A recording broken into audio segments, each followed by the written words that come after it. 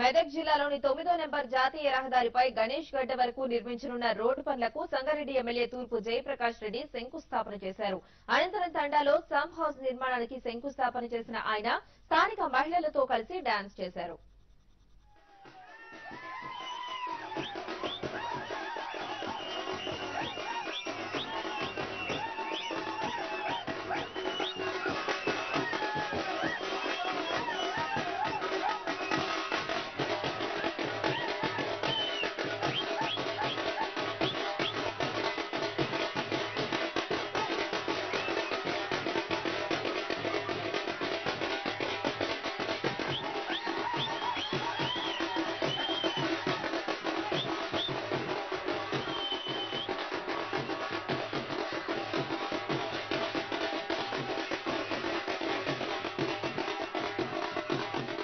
ఈ national highway 9 నుంచి national highway 7 కు లింక్ ఉన్నటువంటి రోడ్ ఇది.